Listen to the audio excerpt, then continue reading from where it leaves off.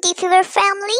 कहने के लिए आपसे तो बहुत सारी बातें हैं, बट अभी चलते हैं एक्सप्लेनेशन की तरफ। माउंटेन से वो पैदल जा रहे थे, वहां पे रात हो जाती है इसलिए सब सो जाते हैं सिवाय युंजी और जीफेंग के। अरे अब लवर्स को भी तो अपने लिए टाइम चाहिए। नेक्स्ट डे वो टिंगनू का दिया हुआ मैप माउंट वुजाऊ के लिए फॉलो करते हैं और फॉक्स बताती है वुजाऊ का गेट फुल मून की लाइट में ही विजिबल होगा। तो आज फुल मून नाइट है तो रात को सभी तैयार रहना। लिटिल सिक्स लिंगलोंग के बारे में सोच रहा होता है कि लीडर जू लिंगलोंग के फादर लिटिल सिक्स से मिलने आते हैं सीक्रेटली एंड उसको कुछ मिशन का बोलते हैं और ये सब बातें रोयू भी सुन लेता है। फिर रात को सभी फुल मून की लाइट में माउंट बुजाओ के गेट पे पहुंचते हैं और सीफेंग सिल्वर स्नेक के कहने पर उसको भी अपने साथ ले चलता है। सबसे पहले पर्पल फॉक्स अपनी कैंडल जला के माउंट बुजाओ के अंदर जाने लगती है बट लिटिल सिक्स उसे रोकता है। उसको क्लियर कर देती है कि हम दोनों अलग अलग जाएंगे, मैं अपने स्टूपिड मंकी को ढूंढने जाऊंगा, तुम लिंगलोंग को ढूंढने चले जाना। फिर सभी अपनी कैंडल जला के माउंट बुजाओ में जाने लगते हैं कि इतने में बाकी बिग एल्डर्स आकर उनको रोकते हैं एंड हाओ चैन तो युंजी को उसका बिग लीडर से किया हुआ प्रॉमिस भी याद दिलाते हैं। इस पर युंजी डोंट वरी मुझे सब याद है इतना बोलकर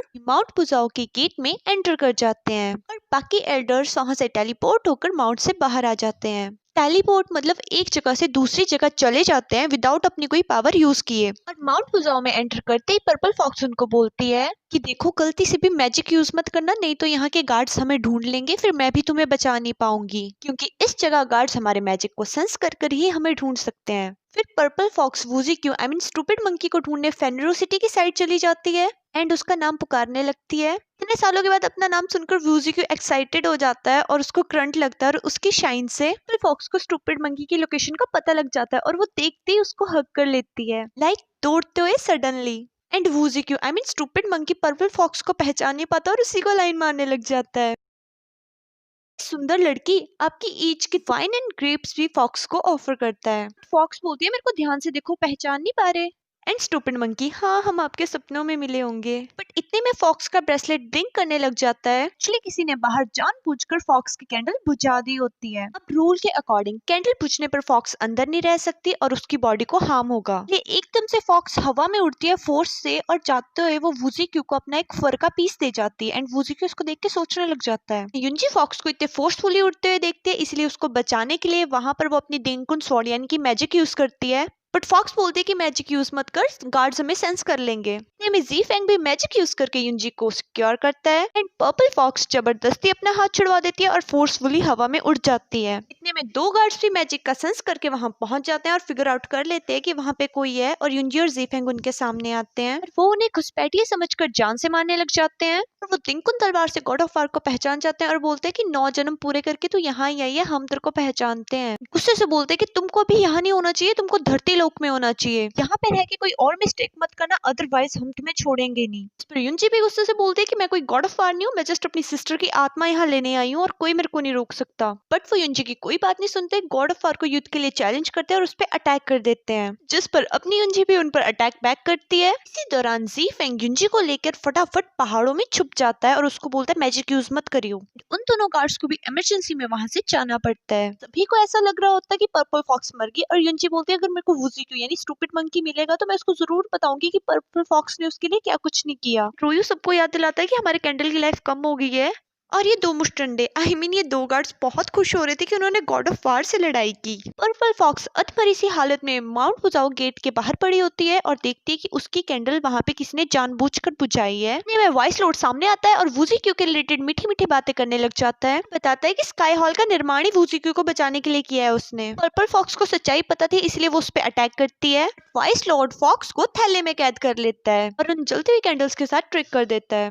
हाउ चैन वहां आता है और उसे पता लग जाता है कि उसके अलावा भी वहां कोई है जिस पर वो उसके साथ लड़ता है और आइडेंटिटी पता करने की कोशिश करता है बट ह्यूमन बॉडी में होने के कारण हाउ चैन हार जाते हैं। वाइस लॉर्ड का वहां पे कुछ टुकड़ों से गिर जाता है जिसे हाउ चैन उठा लेते हैं। इसलिए ये सभी माउंट बुजाओ में एक पैलेस में एंटर करते हैं और वहां वो लिंगलोंग को देखते हैं। अरे एज अ ऑडियंस हमें पता है वो फ्लावर स्पिरिट है बट इनको तो वो लिंगलोंग लगेगी ना, और जिनको स्टोरी नहीं पता लिंक डिस्क्रिप्शन में जाके चेक करो अदरवाइज कुछ समझ नहीं आएगा। अब लिंगलोंग फ्लावर स्पिरिट किसी को जानती नहीं इसलिए एग्रेसिवली सभी पे अटैक करने लग जाती है। एट लास्ट वो लिटिल सिक्स की गर्दन पर चाकू रख देती है। सभी उसको अपनी आइडेंटिटी बताकर याद दिलाने लग जाते हैं। सिर्फ फ्लावर स्पिरिट के हेड पे पेन होता है। अरे माना वो फ्लावर स्पिरिट है पर उसके अंदर आधी आत्मा तो लिंगलोंग की है ना। ज़ीफेंग उस फ्लावर स्पिरिट को बांधकर उससे पूछताछ करने लग जाता है और उसको पता लग जाता है कि ये लिंगलोंग नहीं है। इस पर लिटिल सिक्स भी उसका हाथ चेक करता है, एक्चुअली लिंगलोंग के हाथ पे तिल होता है और उसके हाथ पे नहीं, और लिटिल सिक्स को भी समझ आ जाता है ये लिंगलोंग नहीं है। फिर ज़ीफेंग अपने सिल्वर स्नेक से फ्लावर स्पिरिट को डराते हुए बोलता है कि हमें स्काई हॉल ले चल। फ्लावर स्पिरिट उन्हें स्काई हॉल ले जाती है और ज्यादा कुछ ना होने के कारण वो उन्हें यूर के पास ले जाती है। यूर उसको देखते ही सबको बता देती है कि ये फ्लावर स्पिरिट है, लिंगलोंग नहीं है, इसकी बातों पे यकीन मत करना। यूर के थ्रू उनको पता लगता है कि वू टोंग ने अपने रूम में बॉटल्स में स्पिरिट्स को बंद रखा है। जाकर उनको समझ नहीं आता कि कौन सी बॉटल में लिंगलोंग की स्पिरिट है, इसलिए वो सारी बॉटल्स को कलेक्ट कर लेते हैं। यहाँ उनकी कैंडल्स की लाइफ भी कम रह जाती है। वहाँ सभी भाग रहे होते हैं बट वूटोंग के सैनिक उन पे अटैक कर देते हैं और वूटोंग की भी एंट्री हो जाती है। वूटोंग उनको फेक बॉटल दिखाते हुए बोलता है कि लिंगलोंग की स्पिरिट तो ये है। सभी को चढ़ाने के लिए वो लिंगलोंग आई मीन फ्लावर स्पिरिट को सभी के सामने मिशू कर देता है। बट लिटिल सिक्स वूटोंग की बेइज्जती करते हुए बोलता है कि तू कुछ भी समझ, है तो ये फ्लावर स्पिरिट ही। पर वूटोंग गुस्से से लिटिल सिक्स को मारने लग जाता है। ज़ीफेंग अपना सिल्वर स्नेक फ्लावर स्पिरिट के ऊपर फेंक देता है वूटोंग को डराने के लिए ताकि वो लिटिल सिक्स को छोड़ दे। और जैसे ही वूटोंग का ध्यान भटकता है सिल्वर स्नेक वूटोंग के हाथ पे काट लेती है। इस तरह लिटिल सिक्स तो बच जाता है बट वूटोंग को समझ आ जाता है कि उन सभी के पास ज्यादा टाइम नहीं रहा है बाहर जाने के लिए, इसीलिए वो अपनी सेना से सभी पर अटैक करवा देता है। लिटिल सिक्स समझ आता है कि इस हिसाब से तो कोई बाहर नहीं जाने वाला, इसलिए वो फाइट रोककर वूटोंग से डील करता है कि मैं यहाँ पर रहकर तेरा कुत्ता बनने के लिए तैयार हूँ पर बदले में मुझे लिंगलोंग की आत्मा चाहिए। वूटोंग फ्लावर स्पिरिट के थ्रू लिटिल सिक्स को मरवाने लग जाता है फिर रोक देता है। लिटिल सिक्स को उसके सेकंड सीनियर को जान से मारने के लिए बोलता है, उसके क्लैन में शामिल होने के लिए, आई मीन वूटोंग के क्लैन में। लिटिल सिक्स अपने सीनियर की जस्ट बाजू ही काटता है और बोलता है मैंने अपने सीनियर का हाथ काट लिया, मैं वापस तो जा नहीं सकता। ज़ीफेंग वूटोंग के कपड़ों के बीच छिपी हुई बोतल को देख के समझ जाता है कि वो लिंगलोंग की आत्मा है और उससे वो छीन लेता है। अपनी पावर से सभी सैनिकों को घायल कर बेहोश कर देता है। हाओ चैन माउंट फुजाओ का गेट खोलने का प्रयत्न कर रहे होते हैं क्योंकि उनकी कैंडल्स पास आउट हो गई होती है और दरवाजा बंद हो गया होता है। भी बोलता है कि मैं भी जीना चाहता हूँ, मैं मरना नहीं चाहता, मेरे को भी अपने क्लैन में शामिल कर ले। जिस पर वूटोंग बोलता है कि युंजी को जान से मार दे अपनी सिंसियरिटी शो करने के लिए। ज़ीफेंग युंजी को सेव करते हुए उसका अटैक खुद पर ले लेता है। वो तलवार ज़ीफेंग के दिल से आर पार हो जाती है और ज़ीफेंग मरने की स्टेज पर होता है। सिचुएशन में युंजी के गॉड ऑफ वार की शक्तियां जागृत हो जाती है और वहां पे वो एक बहुत बड़ा ब्लास्ट करती है। हाओ चैन भी अपनी पावर से माउंट फुजाओ का गेट ओपन कर देते हैं और ज़ीफेंग वहां से गायब होकर माउंट फुजाओ के गेट के बाहर पड़ते हैं। ज़ीफेंग की इतनी ब्लीडिंग हो जाती है कि वो एट ए टाइम बेहोश हो जाता है। ज़ीफेंग को रेस्क्यू कर पावर से हील करने लग जाते हैं और बोलते हैं कि ज़ीफेंग का बचना थोड़ा मुश्किल है। सिल्वर स्नेक चढ़ जाती है और युंजी को ज़ीफेंग से दूर करते हुए बोलती है कि सब तेरी गलती है, तेरी वजह से ज़ीफेंग इस हालत में है। ज़ीफेंग के लिए युंजी अपनी जान की परवाह ना करते हुए बोलती है कि मैं हार्टलेस टेक्निक से ज़ीफेंग को बचाऊंगी। ठीक है, एग्रेसिव बिहेवियर देखकर हाओ चैन उसको रोकते हुए बोलते हैं कि ये टेक्निक मैंने ज्यादा प्रैक्टिस करी है इसलिए इसको मैं यूज करके ज़ीफेंग को बचाता हूँ। सिर्फ युंजी की वजह से हाओ चैन ज़ीफेंग को बचाने लगता है, अदरवाइज उसका कोई मन नहीं था ज़ीफेंग को बचाने का। बट उस मैजिक से भी ज़ीफेंग की हालत में सुधार नहीं आता। हाओ चैन युंजी की क्लास लगाते हुए बोलते हैं कि तू ऐसे इंसान के लिए मर रही है जो डिजर्व भी नहीं करता। युंजी आंसर करती है कि मेरे को ज्यादा बातों का पता नहीं बट मैं ज़ीफेंग के साथ फॉरएवर रहना चाहती हूँ। बात सुनकर हाओ चैन गुस्से से अपने रूम में जाते हैं और एक वास पटक के तोड़ देते हैं। गुस्से से बोलते हैं कि कोई शक नहीं है कि तू 9 जन्मों में अपने फेल हुई। अरे हेवंस में आने के लिए कहानी ढंग से सुनोगे तभी पता लगेगा। उनके बोलने पर सिल्वर स्नेक ज़ीफेंग को दवाई तो ले आती है बट वो 10,000 नहीं 1000 ईयर पुरानी ट्री की रूट होती है जिससे ज़ीफेंग की हेल्थ पे कोई सुधार नहीं आता। कि ये हालत देखकर युंजी को भी रोना आ जाता है। उसके रोने से उसका लव बीट प्रकट हो जाता है। इसमें बहुत एनर्जी होती है। अरे ये वही बीट है जो हाओ चैन आई मीन किंग बेलिंग ने युंजी को दिया था और ये स्वर्ग का लव बीट है।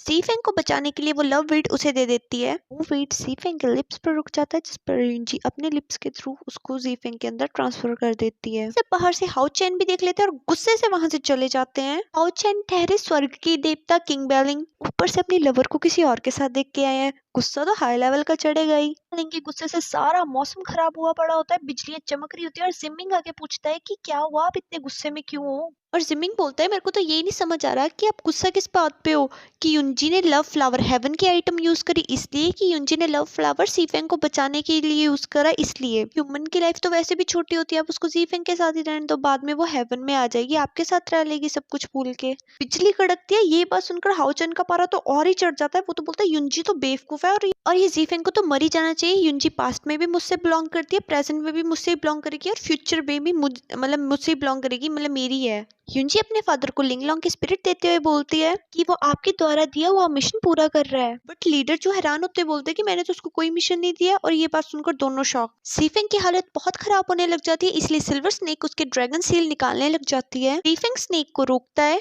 जिस पर स्नेक बोलते कि अभी भी युंजी के बारे में सोच रहे हो, क्या उसको ये पता लग जाएगा कि तुम डिमोन हो? अच्छा, तो ये राज था ज़ीफेंग का कि वो डिमोन है। उसकी बॉडी से 2 ड्रैगन सील निकाल देती है। अब युंजी ने ज़ीफेंग को लव फ्लावर दिया था, अब राक्षस के शरीर में अगर हेवन की चीज होगी तो रिएक्ट तो करेगी, इसलिए ड्रैगन सील निकालने के बाद ज़ीफेंग को और पेन होने लग जाती है। बट ज़ीफेंग स्नेक की और बातें नहीं सुनता और उसको बोलता है कि टिंगनू को ढूंढ के ला। अपनी ड्रैगन सील लगाने लग जाता है, बट इतने में युंजी बाहर आ जाती है उसके लिए सूप लेकर। बाहर मैजिक लगाया होता है और वो ड्रैगन सील नहीं लगा पाता, जिसकी वजह से उसका डिमोनिक साइन जो उसके माथे पे था वो ग्लो करने लग जाता है और बेल भी रिंग करने लग जाती है डिमोन की सेंस करके, ये जो युंजी के फादर ने लगाई थी। तो तोड़कर जबरदस्ती रूम में आती है और वहां देखती है ज़ीफेंग नहीं है और सभी को बताती है ज़ीफेंग को डिमोन ले गया। हाओचेन ज़ीफेंग को ढूंढ लेते हैं और उस पर शक करने लग जाते हैं। वही डिमोन फॉर्म में हाओचेन का ध्यान भटका देते हैं। इतने में युंजी आ जाती है और वो ज़ीफेंग को वापस लेके जाती है और हाओचेन उसको हील करने लग जाते हैं। हाओचेन को एक बात अजीब लगती है कि हेवन का लव फ्लावर लेकर भी ये बंदा ठीक नहीं हुआ कि इतने ज़ीफेंग से डिमोन पॉइजन हाओचेन पर आने लग जाता है। वो पॉइजन इतना स्ट्रॉन्ग होता है जिसे कोई रोक नहीं पाता। बट इतने में टिंगनू, सिल्वर स्नेक और लुई की एंट्री होती है और टिंगनू का वो मोती सारा पॉइजन खुद में एब्जॉर्ब कर लेता है। हाओचेन टिंगनू को देखते ही पहचान लेता है ये स्वर्ग का डॉक्टर था, बट उसको कुछ बोलता नहीं है। टिंगनू सभी को बाहर जाने के लिए बोलता है ताकि वो ज़ीफेंग का इलाज कर सके और ज़ीफेंग को बोलता है कि तेरे को पेन होगी, सह लियो, मैं तेरे दिल को रिकंस्ट्रक्ट यानी कि दोबारा से बना रहा हूँ। मैजिक से ज़ीफेंग के दिल को ठीक कर देता है। उनको ड्रैगन सील लगाने लगता है, बट टिंगनू उसको रोक देता है कि इसको थोड़ा ठीक हो लेने दे फिर लगाना, और लुई वो ड्रैगन सील ज़ीफेंग के बेड पर रख देता है। और यहीं पर बैंग एपिसोड 29-30 की एक्सप्लेनेशन खत्म होती है। और सुनो, अगर आप वीडियो पे अच्छा रिस्पॉन्स करोगे ना तो मैं आपके बिना नेक्स्ट पार्ट बोले ही ना सुबह को ही नेक्स्ट पार्ट अपलोड कर दूं, पर अगर आप अच्छा रिस्पॉन्स दो। Bye bye.